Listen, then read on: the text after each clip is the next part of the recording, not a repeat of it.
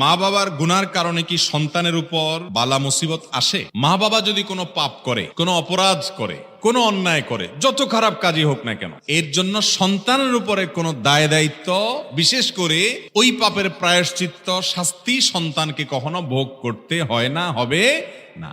কারণ আল্লাহ রাব্বুল আলামিনের কাছে কোনো জুলুম বলতে কিছু নেই। আল্লাহ তাআলা কোরআনে কারীমে বলেছেন, ওয়া আল্লা তাজিরু ওয়াজিরাতুন ভিজরা উখরা, দুনিয়ার কোনো কেউ একজন আরেকজনের পাপের বোঝা বহন করবে না।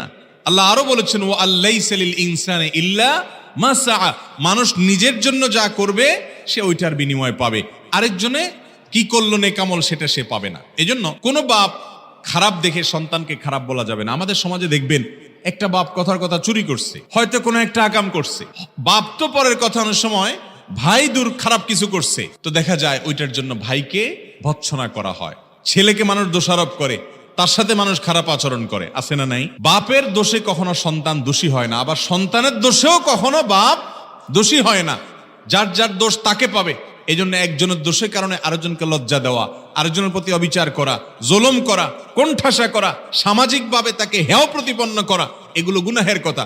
গ্রামাঞ্চলে এগুলো অহরহ হয়ে থাকে, যে কোনো কারণে ছেলে হয়তো একটা অপকর্ম করেছে, বাপ বেচারা আর কোথাও উঠতে পারে না, কোনো সমাজ তাকে নেয় না, তার সাথে কথা বলে না, আছে না নাই? এগুলো হারাম এবং নাজায়েজ কাজ, এগুলো করা জায়েজ নাই। যার কারণে বাবার পাপ বাবাকে পাবে, মায়ের পাপ মাকে পাবে।